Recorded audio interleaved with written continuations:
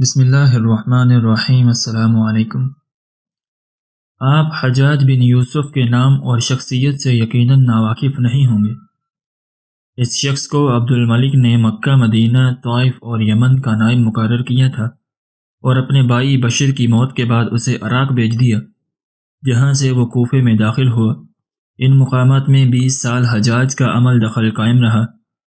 اس نے کوفہ میں بیٹھ کر زبردست فتوحات کی۔ اس کے دور میں اسلامی فتوحات کا دائرہ سندھ اور ہند کے دوسرے علاقوں تک پھیل گیا، حتیٰ کہ مسلمان مجاہدین چین تک پہنچ گئے تھے۔ یہی وہ شخص ہے جس کے بارے میں کہا جاتا ہے کہ اس نے قرآن کریم پر اعراب لگوائے۔ اللہ نے اسے بڑی فصاحت و بلاغت اور شجاعت سے نوازا تھا۔ یہ حافظ قرآن تھا، شراب نوشی اور بدکاری سے بچتا تھا۔ وہ جہاد کا دہنی اور فتوحات کا حریص تھا، مگر اس کی ان ساری خوبیوں پر اس کی ایک برائی نے پردہ ڈال دیا، اور وہ برائی ہے بھی ایسی کہ تمام خوبیوں پر چھا جاتی ہے اور تمام اچھے اوصاف کو ڈھانپ دیتی ہے۔ اور وہ برائی کیا تھی؟ ظلم۔ حجاج ان تمام خوبیوں کے باوجود بہت بڑا ظالم تھا۔ اس نے اپنی زندگی میں خونخوار درندے کا روپ اختیار کر لیا تھا۔ ایک طرف اس کے دور کے نامور مجاہدین قتیبہ بن مسلم، موسیٰ بن نذیر اور محمد بن قاسم کفار کی گردنیں اڑا رہے تھے، اور دوسری طرف وہ خود اللہ کے بندوں، اولیاء اور علماء کے خون سے ہولی کھیل رہا تھا۔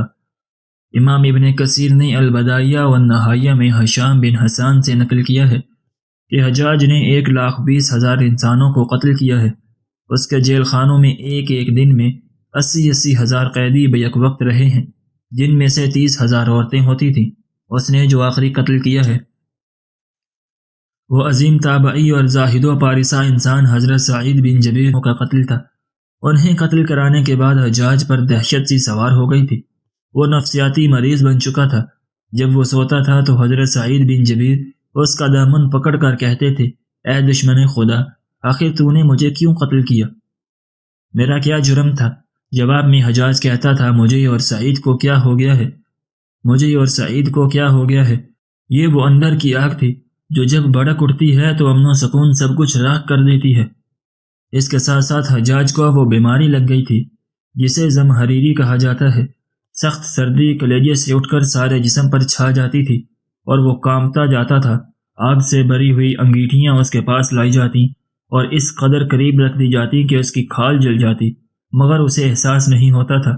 حکیموں کو بلایا تو انہوں نے بتایا کہ پیٹ میں سرطان ہے۔ ایک طبیب نے گوشت کا ٹکڑا لیا اور اسے دھاگے کے ساتھ باندھ کر حجاج کے حلق میں اتار دیا۔ تھوڑی دیر کے بعد دھاگے کو کھینچا تو اس گوشت کے ٹکڑے کے ساتھ بہت سارے کیڑے لپٹے ہوئے تھے۔ حجاج جب مادی تدبیروں سے مایوس ہو گیا تو اس نے حضرت حسن بصری کو بلوایا اور ان سے دعا کی درخواست کی۔ وہ آئے اور حجاج کی حالت دیکھ کر رو پڑے اور فرمانے لگے، میں نے تجھے منع کیا تھا کہ نیک بندوں کے ساتھ چھیڑ چھاڑ نہ کرنا، انہیں تنگ نہ کرنا، ان پر ظلم نہ کرنا، مگر تو باز نہ آیا۔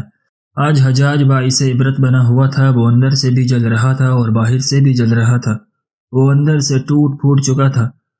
چنانچہ وہ حضرت سعید بن جبیر کو قتل کرنے کے بعد زیادہ دن تک زندہ نہ رہ سکا اور صرف 40 دن کے بعد وہ بھی دنیا سے رخصت ہو گیا۔ مگر حضرت سعید اور حجاج کی موت میں بڑا فرق تھا۔ حضرت سعید کو شہادت کی موت نصیب ہوئی۔ وہ ایسی آن بان سے دنیا سے رخصت ہوئے کہ بعد میں آنے والے مجاہدین کے لیے ایک سنگ میل قائم کر گئے۔ وہ جب دنیا سے رخصت ہوئے تو ان کا دل مطمئن تھا اور چہرے پر تبسم تھا، لیکن حجاج جب دنیا سے جا رہا تھا تو اندر کی آگ میں جل رہا تھا۔ چہرے پر ندامت کی ظلمت تھی۔ اسے اس کا ایک ظلم یاد آ رہا تھا۔ حضرت سعید کی شہادت پر تمام صلحاء اور علماء افزردہ تھے، لیکن حجاج کی موت پر اللہ کے نیک بندوں نے اطمینان کا سانس لیا۔ حضرت ابراہیم نخعی رحمۃ اللہ علیہ نے حجاج کی موت کی خبر سنی تو خوشی سے رو پڑے۔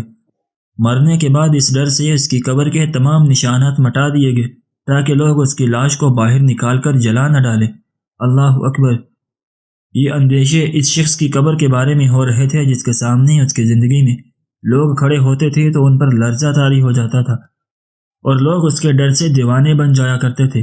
اسماعی نے ایک واقعہ بیان کیا ہے کہ جب حجاج حضرت عبداللہ بن زبیر رضی اللہ تعالیٰ عنہ کے قتل سے فارغ ہو کر مدینہ آیا تو اسے مدینہ سے باہر ایک شخص ملا۔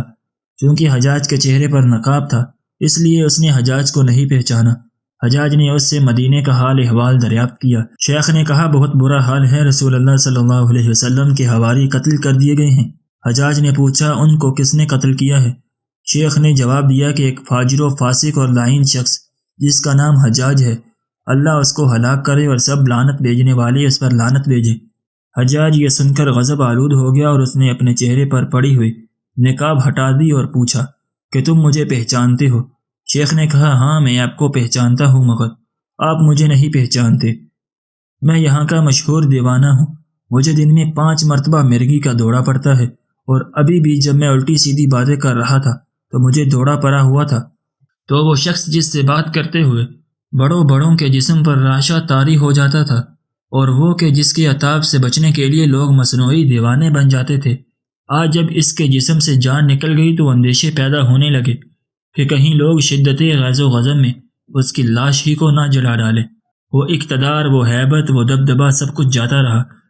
اس کے متعلقین کو اس کی لاش کی بے حرمتی کے بارے میں دنیا والوں سے جو خطرہ تھا، انہوں نے اس کے قبر کا نام و نشان مٹا کر بظاہر اسے تو خطرے سے بچا لیا، لیکن ظالموں کے لیے جو آخرت کے خطرات اور سزائیں ہیں ان سے ان کو کون بچا سکتا ہے؟ وہاں تو کسی کا بس نہیں چلتا، کسی کی سفارش کام نہیں آتی، خاندانی وجاہت فائدہ نہیں دیتی۔ اسمعی کے والد نے حجاج کو مرنے کے بعد خواب میں دیکھا اور اس سے پوچھا اللہ تعالیٰ نے تمہارے ساتھ کیسا سلوک کیا؟